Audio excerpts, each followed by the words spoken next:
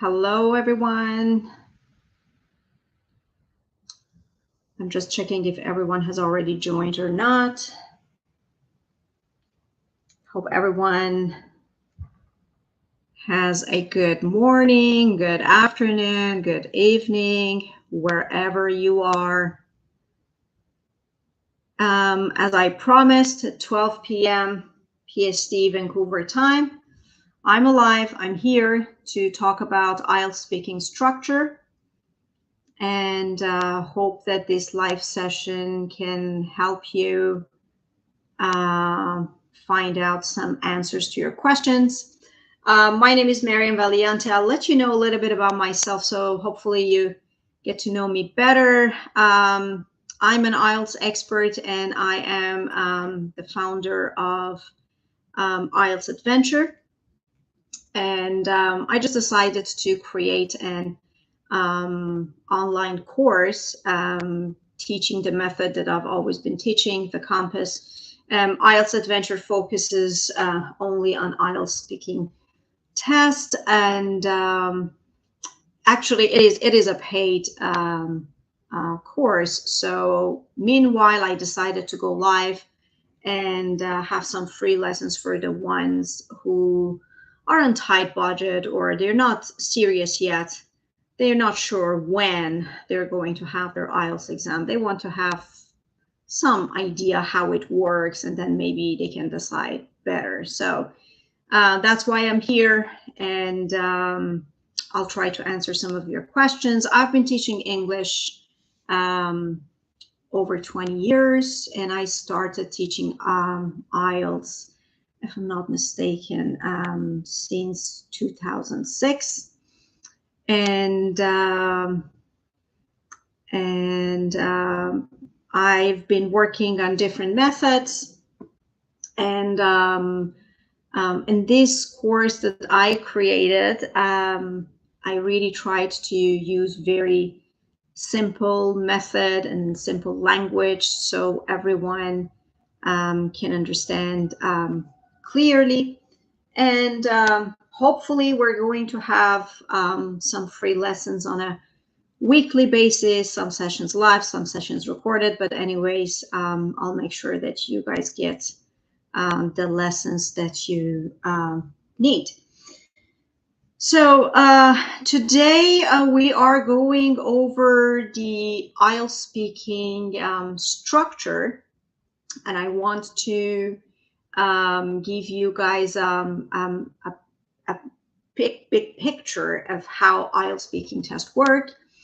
And each week we're going to have a different agenda. We're going to have a session for part 1, then for part 2, part 3, how bank descriptors work. Today I just want to show you how this 15 minutes of IELTS speaking test work, what you guys should expect, what do examiners expect from you guys, actually, give you like a better idea of how these tests work. And hopefully in following weeks we're going to have different topics. And at the end of the session today, you will have the chance to ask me questions.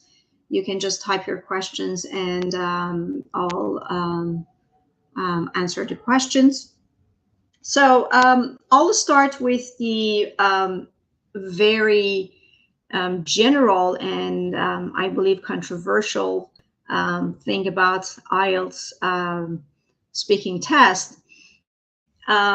If it is a formal or an informal type of interview. IELTS speaking test is an informal speaking test in which the main focus is natural and fluent communication. What you need to do is communicate with the examiner in a very natural, effortless way. So that is the main focus. I know that there are gazillion websites, free materials online. Thanks to technology, you guys have access to lots of websites, and the only thing is that something that most students complain about, that they get overwhelmed and they feel confused after spending some time on the net scrolling up and down, because some websites say something, they check another website, they're saying something totally the opposite. So it is good, I believe it is great that we have access to all this technology and all these free materials or even paid courses. But the only problem is that as a student, we cannot differentiate good from bad. So we can't tell which websites are giving us valid information and which websites are giving us some false information. So that is the point that I believe you'd better reach out to an expert and ask for some advice. Definitely they can help you with finding good websites, or let you know that these type of questions are not the common type of questions in IELTS speaking test. You can reach out to a local teacher that you have access to. Just as easy as this, like I want to learn drawing, but I'm an amateur and I don't know that which websites are the best. I can see lots of artists on Instagram, lots of free tutorials, but the thing is, as an amateur artist, I don't know which one is valid and which one is not. So the best thing that I can do is to reach out to an expert who knows about drawing, and then they definitely can guide me, can show me the good websites, so I won't feel overwhelmed or confused at the end of the day. There are some of teachers online that they are claiming that all free materials are fake. No one wants to teach for free. No one wants to waste their time teaching something for free. And you have to definitely pay for something, otherwise it is all fake. I cannot generalize, and I don't believe that all free materials are fake and all the good materials are paid. Both exist. Good free materials exist. Not good one exists. Some paid courses are not good and some are good. So we cannot generalize. The only thing is that you guys need someone, you need an expert to show you the good one. As a student, it is very hard to differentiate and to figure out which information is valid and which is not. So let's get back to the IELTS speaking structure. I was telling you guys that IELTS speaking test is an informal speaking test. And the main focus is creating a good, natural, smooth communication with an examiner. Exactly the same way that you talk to your friends, talk to a coworker, talk to a family member, as natural as that. So while you're talking to a friend, you are not worried about the range of your vocabulary, or you're not worried if you are using big words. No, you are just focusing on communication. You try, you do your best to understand what your friend says, and at the same time you can reply. So that is called communication. So that is what you simply need to do with the examiner: understand the question and be able to reply. Of course, the difference is that you will be judged and evaluated by the examiner, but when you're talking to your friend, there might not be any judgment, or might. We never know. So focus on communication rather than being worried about if your words are big or your sentences are, let's say, complex enough for the IELTS speaking test. Communication, creating a fluent, effortless communication is the most important thing. Hi, Salmon. I can see your question here. I'll get to it as soon as I'm done with just a little bit of introduction with the first part of the structure, and I'll answer your questions right away for sure. So once you are in the let's say the interview room, first of all, you will be called out by the examiner. You will be in the room, and you should know that your IELTS speaking test will be recorded by the examiner. The examiner will let you know that the test will be recorded. You don't need to be worried about anything. It's just an evidence for the examiner. They can listen to it as many times as they want. So don't worry about that part. And once you're seated, the examiner will introduce themselves and also ask you to introduce yourself, your full name, and where you're from. And also you will be asked to show a proof of ID, the one that you used for at the time of registration. And right after that, there is like a warm-up part that always the examiner asks you to ask you two types of questions. It's either about work or study. The examiner will ask you if you work or study, or the examiner can ask you about the place that you live, if you live in a house or apartment. So these two type of questions as a definite part of IELTS speaking. And so you will be asked, do you work or study? So you should give some information. If you can choose either work or study, focus on one.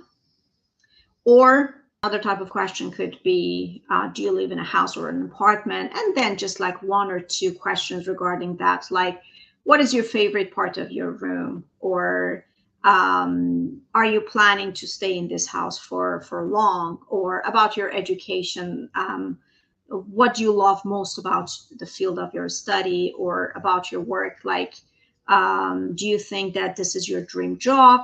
So it's like a warm-up part for part one. And right after that, the examiner will might ask you around 12 questions. And these 12 questions are all personal questions. It means that you can relate to the questions personally, and you need to give your personal opinion based on your personal experience. So these type of questions, they're very, very general topics, probably about your hometown, about weather, about food, about shopping, technology, the things, the topics that you talk to your friends probably on a daily basis. And you need to answer them based on your personal experience. Hopefully next week, we're going to get into all the details about how to respond part one questions. But I just want you guys to know that in part one, you don't need to elaborate on the questions. You don't need to give 1 minute reply to the questions, because you will be cut short definitely by the examiner. You need to answer the questions either yes or no, or just answer the question with just a sentence of more details. What is important is that you need to answer why in your head. You should always ask yourself why. Like, imagine the examiner asks you, what is your favorite type of weather? And then you say, I love sunny days, I love sunshine, I love hot summer days, I love warm days. So it is not enough. You need to answer why, although the examiner doesn't ask you why. If you stop here and say, I love hot summer days, I love sunny days, I love sunshine, the examiner will definitely ask you why. And there is no, you don't need to worry about that. Even in that case, you can answer why, but you should just have it in mind that it is good to answer that why yourself before the examiner asks you. So then you need to give a little bit of more details why you love hot summer's day or hot summer's days or like sunny days or sunshine. And then you can just say personal, like personal reasons why. Because I'm into nature. I'm a nature person. I love going on a hike. I love being on the beach. When the weather is fine and is warm, I can enjoy the nature more. Period. Done. You don't need to elaborate more or give examples. Your sentences and your reply should be something around 15 to 20 seconds, and that would be ideal. There is not an exact timing because some people can just repeat one sentence in 20 seconds. So this is not what satisfies the examiners. That's why I cannot give you guys like exact timing. However, I can tell you that you need to answer the question. You need to give a little bit of details, and you need to answer why. You need to give the reason why you love something or you prefer something or you choose something. Next week, as I told you, hopefully we're going to go over part one. There are more details that I need to tell you guys because there are some tips that can help you answer these 10 to 12 questions in part one. And it's still like a warm-up. So, but you need to know the instruction because different parts in IELTS speaking test, it has different strategies. So we will work on part one. I will show you guys different type of questions. I'll let you know how to answer the questions with a better strategy. So hopefully you can just pass part one more smoothly. Part one usually takes around 4 to 5 minutes. And time is strictly taken by the examiner. And by the end of 4 minutes, the examiner will move on to part two. So before going to part two, someone asked how to boost, I believe, confidence in speaking for non-native person, suggest ways. So if you're talking about your IELTS speaking, you need to know that not all IELTS examiners are native speakers, okay? So don't make a big scary bubble in your head about native speakers. Native speakers are not scary monsters. They're people. They're human. They're very kind to people like a non-native speakers. So they don't judge you. They don't, if you're like people in general, they don't evaluate. They're not teachers. They don't evaluate you. As long as you can communicate, as long as you can understand them and you can reply to them, that is fine to them. They're not teachers. Native speakers make mistakes. They make mistakes with prepositions. They make mistakes in grammar. But the important thing is that we should learn how to communicate. So to me, my recommendation is practice, practice, and practice. Unfortunately, our students always look for a shortcut. They're looking for sort of maybe a shot, a vaccination, so they can take it and then they can go out and then easily speak another language. I wish it existed, but it doesn't. So you need to keep practicing, practicing, and practicing. Speaking needs practice, and it needs you to practice speaking, not just listening. So if you think that by listening you can improve your speaking, that helps, but unless you don't speak, there's no way that you can improve and boost that confidence. That confidence happens when you practice speaking every day, at least for 30 minutes, at least for 15 minutes, especially when you are not living in a speaking country. So you need to practice in order to be able to communicate to an English speaker, native, non-native, it doesn't matter. That helps you a lot. I hope I answered your question, Salman. So Let's move on to part 2. Part 2 is about 4 minutes. And in part 2, you are given a booklet or a cue card with a topic on it and with some prompts. There are usually around 4 prompts. The topics, again, they are very general. They're the topics that you know them. You don't need to be an expert in that topic. So very everyday, very general type of topics. And the examiner will give you 1 minute to think about what you're going to say. And they usually give you a note and a pencil. So in that 1 minute, you can write some ideas down, some vocabularies down. So you can write down the ideas that you want to use during that 2 minutes. Don't worry about what you write in that note. You won't be judged and evaluated based on whatever you're writing on that note. If you like, write it in your own language. So the examiners won't even take a look at those, whatever you write on the note. So don't worry about it. Just write the things that might help you when you go blank or when you go dry in the middle of that 2 minutes talk. You just take a look. It's a reminder, and then it gives you some idea. So after 1 minute, then the examiner will let you know that you need to talk for 1 to 2 minutes. Just bear in mind that our aim is to talk for 2 minutes, not 1 minute, because the examiners want to get as much language as they need, and they always encourage you to talk to 2 minutes. So my recommendation to you guys is to try to talk as much as you can until you are cut short by the examiner. There is no negative point in that. You can talk. Feel free. I know you don't have the timer. You don't know if you're talking for 1 minute, 1 minute 30, 45. So talk until the examiner stops you. That is the best strategy.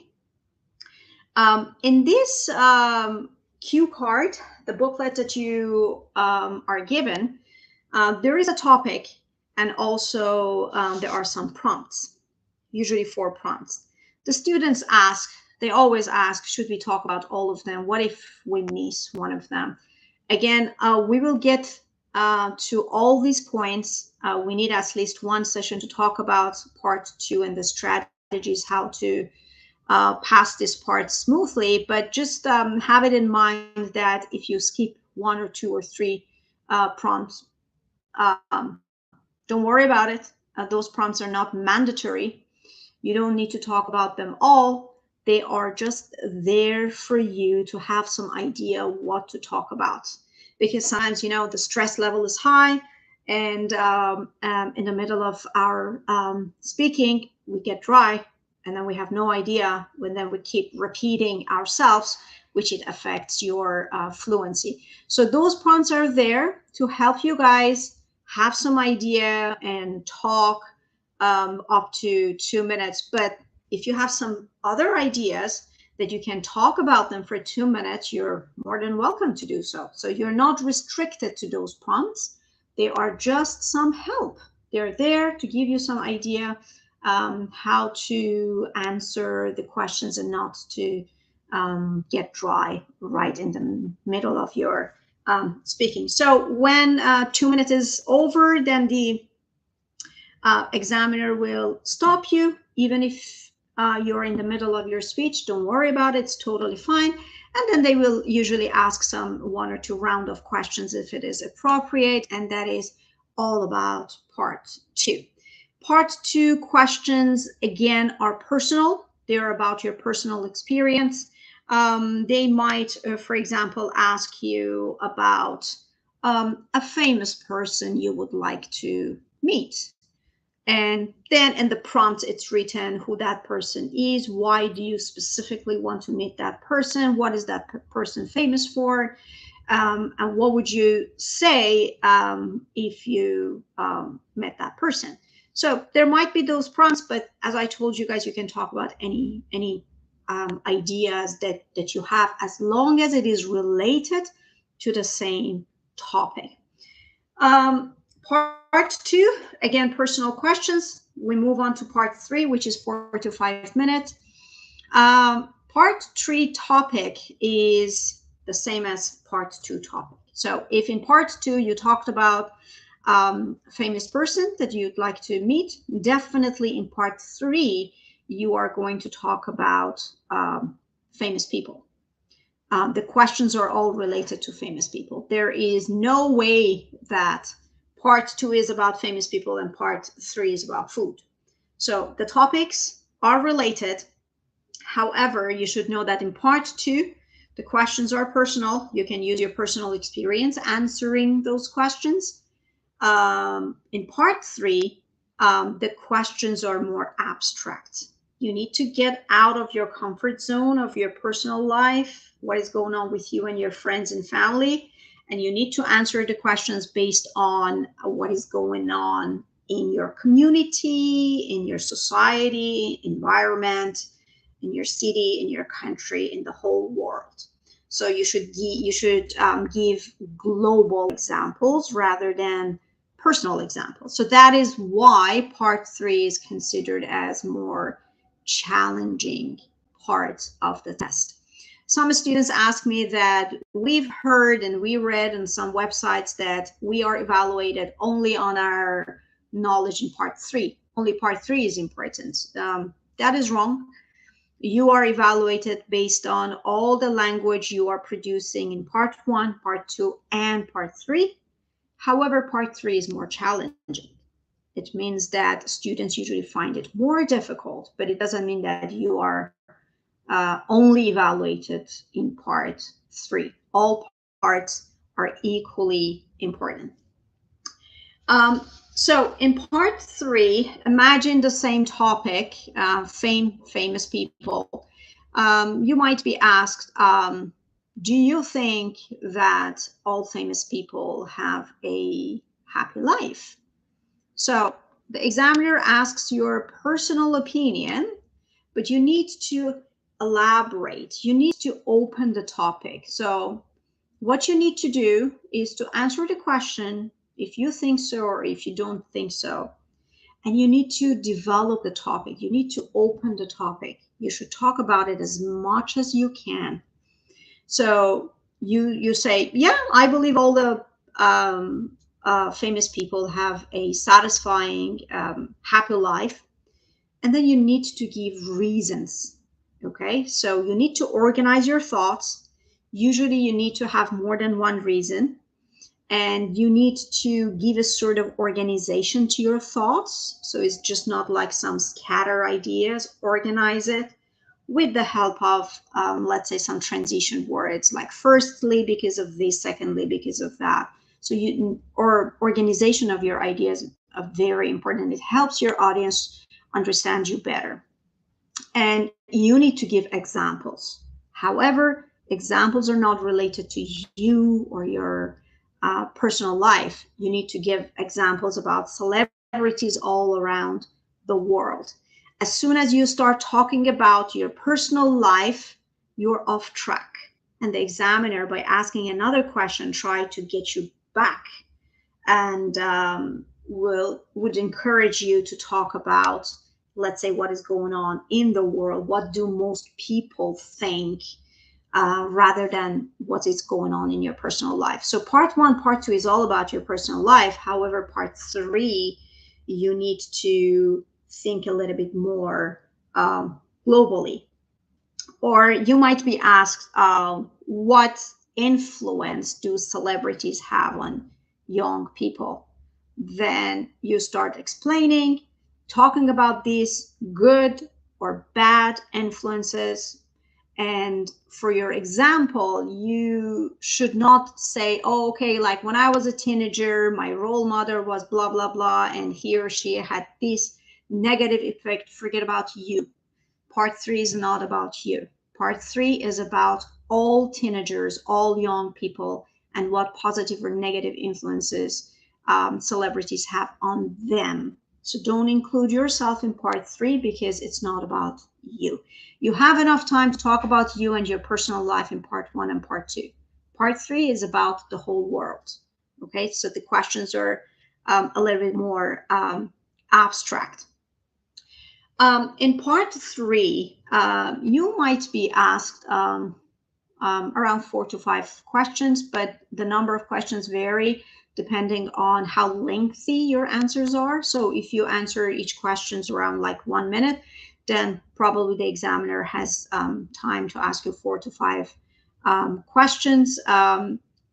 I would recommend you answer as lengthy as possible until the examiner stops you and asks you the next question. You don't worry if the examiner stops you. That is the time that shows that the examiner is satisfied with your answer, and it's time to move on to the next question. But if you have a good organization and structure for your answers, answer the question, develop the topic, gives more detail, give examples, then usually it takes around 1 minute for each answer. So answering short replies would definitely not satisfy the examiners. This is the part that the main communication happens. They want to see, they want to evaluate your long sentences. They want to see how you give proof, how you give evidence, how your examples are related to the topic. And something that you need to bear in mind is that quality of your answers is not important. What you think is not important. So don't worry about what you think is right or wrong, or sometimes you have no idea and you think that, oh, okay, I'm just saying something that I don't believe, or I'm lying. Don't worry about it. Examiners are not lie detectors. They don't care what you think is true or false, is correct or incorrect. So your mentality, your point of view won't be evaluated by the examiners. They are there only to judge the level of your English. But what you think, even if you are talking against the science and say that the earth is flat, that is totally fine. Don't worry about it.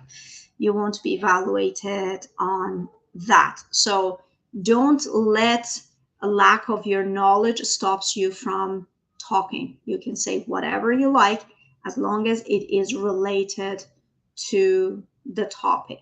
So no judgment on the quality of your ideas. So usually the examiners try to encourage you to talk very close to 5 minutes. And that is all. That is the end. The examiner will let you know that is the end of the speaking test. And it usually takes around 14 to 15 minutes. And the examiner will stop the timer. And that is the time that you need to leave the room. And please don't ask the examiners some questions regarding how you did. How was it? When the results are ready, can you tell me some tips? The examiners are not allowed to talk about the results, and they won't give you any feedback on how you did. They are not your teachers. They are your examiners. So once the exam is done, you're good to go. And there are definitely some staff out of the room that you can ask questions regarding when the results will be ready. But don't ask the examiners about any feedbacks because they are not allowed to give you. So that is the whole structure about the IELTS speaking test. I hope I gave you some better ideas, or I could answer some of the questions that you had in head.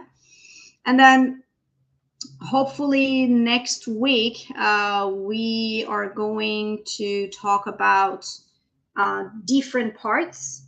Part 1, part 2, part 3. I will show you guys different type of questions and show you the strategies that you can answer the questions maybe more easily. What you need to do is to practice and practice and practice. I will show you some very common type of questions that is highly possible to see in IELTS.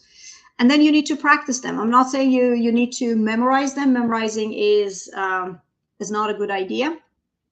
What I mean is that you don't need to memorize a text related to the nature and then use that. No, if you memorize something, then it affects your fluency. And examiners are very good at detecting if you memorized a text or not. But you can practice. You can learn sentences. You can learn vocabularies. You can practice and getting at least some knowledge about technology, about science. You need to read. So when you practice and when you know what is going on in that 15 minutes, then it wouldn't be as scary as you think. When we know what is going to happen in that 15 minutes, then it wouldn't be the scariest 15 minutes of our life. But if we don't know what is going on, and then lots of surprises, lots of things happens that we had no anticipation, then we won't be confident enough to show even the knowledge that we have. So practicing is going to help you a lot. You need to build up your confidence and your knowledge. And my recommendation for you guys is don't get big lists of vocabulary, memorizing them, and then in the middle of your communication with the examiner, just throw some big words. Those big words in the middle of your speech, they mean nothing to the examiner. They want to see how fluent you are. They want to check your flow. They want to see how naturally you are able to talk to them. But just throwing out some random big words or sentence structures does not count. So if anyone has any questions, you can ask me. I will write down here. The ones who are already registered, they have my email address. You know how to reach out to me. You can follow me on social media for the updates. And the ones who already registered, I have your email address, and I will send out the materials and the agenda for the following free lessons. The ones who don't have my email address or don't know how to follow me, this is you can follow me on Instagram, and then you can DM me and I will definitely reply.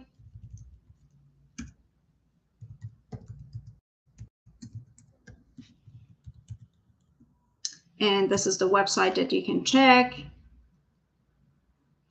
And I will post all the updates regarding the following free lessons on Instagram. You can DM me and I'll get back to you as soon as I can. So I really hope that you guys could learn something today. I could answer some of your questions. Meanwhile, if you have any questions, just reach out to me, and hope to talk to you guys in the next following free lessons. Have a great rest of your day and night. Bye for now.